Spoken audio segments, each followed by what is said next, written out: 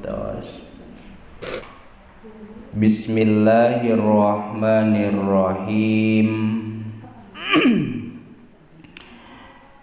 Sabada kamari nyarioskeun paharaman ihram anu umum sareng anu khusus. Maksud nu umum teh berlaku keur lalaki, berlaku keur awewe. Ari nu khusus mah aya nu khusus keur lalaki, aya oge anu khusus keur awewe. Sahingga lamun eta paharaman dilanggar, dipigawe rek poho atawa bodo, maka hukumna doraka sareng aya kiparat. Ngan pedah sadoraka-dorakana sakiparat-kiparatna tetep ibadah haji nama henteu batal.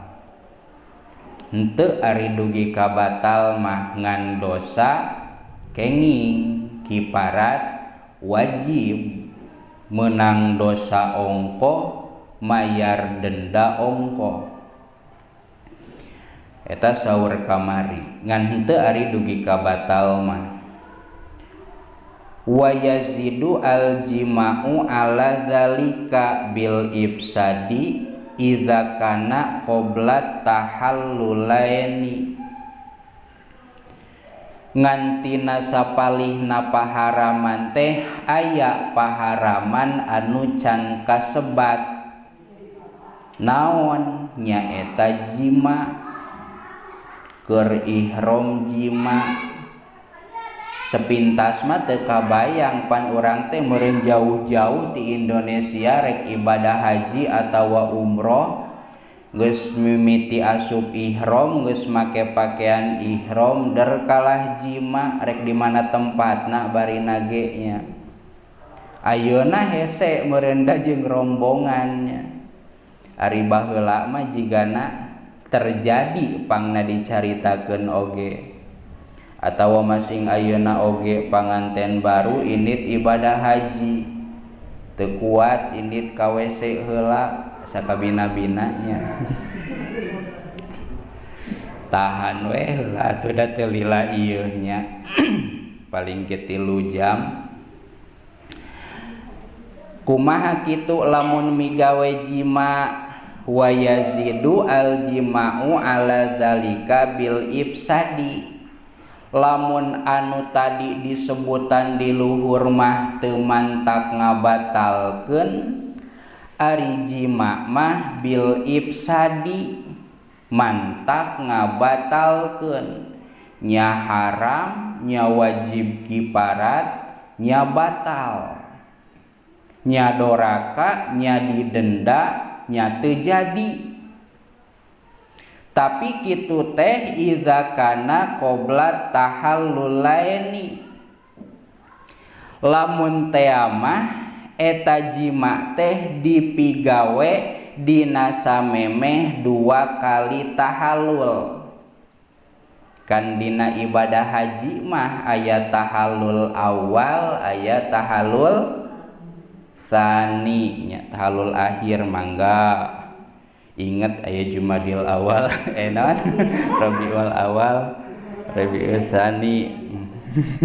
Aya tahallul awal, aya tahallul tsani ya.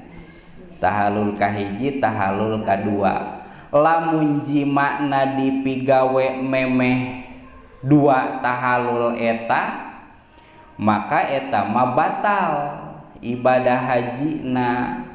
Ngan pedah la bainahuma lain diantara tahallul lain. Berarti bisa disimpulkeun, bisa dipahami lamun teh mah antara tahallul 2 mah aya anu ngameunangkeun sanajan doraka, ulah we atunya keur ibadah haji matahan. Wa qala An-Nawawi fil Idahi, kasauran Imam Nawawi dina kitab Al-Idah mah hadza idza jama'a amidan aliman bitahrim. Haram sote batal sote ya. Lamun jima na ngahaja aya kitu jima nu teu dihaja. Lamun jima na ngahaja bari apal kana haramna. Lain teu apal jima teh haram tapi geus teu kuat atuh kumaha deui daripada gering. Apal haramna dihaja jimana teh henteu kabenerannya keur leumpang ujug-ujug asup. Eta mah bari ka pamajikannya kumaha barina oge nya tah. Lamun jimana dihaja bari apal kana haramna nya eta mah mantak ngabatalkeun.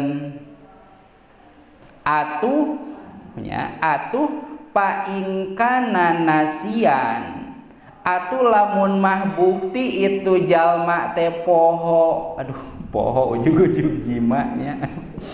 Au jahilan atawa bodoh ari sugan jima teh teu mantakna naon boboro mah teu mikir dua kali da meureun keur manasikna malaweung atawa teu hadir bukuna teu dibacaan teu apal sugan teh jima teh teu haram sugan teh jima teh teu mantak ngabatalkeun.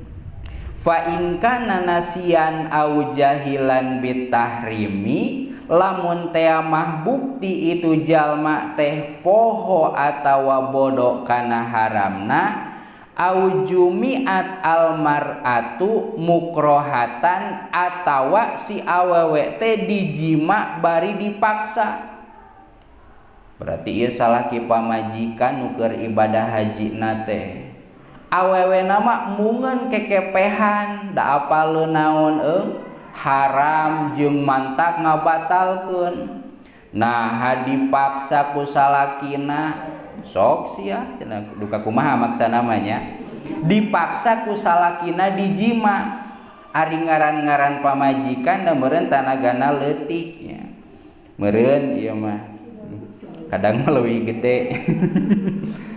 Dipaksa eta pamajikanana dijima ku salakina au jumiat almar'atu mukrohatan. Kumaha tah lamun dipaksa kitu? Ari ngaran-ngaran dipaksa mah moal karasa naon moal karasa ngeunah nu aya ge sedih. Ngan ari dipaksa embung ari geus dijima kalah kangeunahan eta mah atuh teu dipaksa kitu mah nya. Nu ngaran-ngaran dipaksa mah terus berontak supaya terjadi ngan teu berdaya eta ngaranna dipaksa.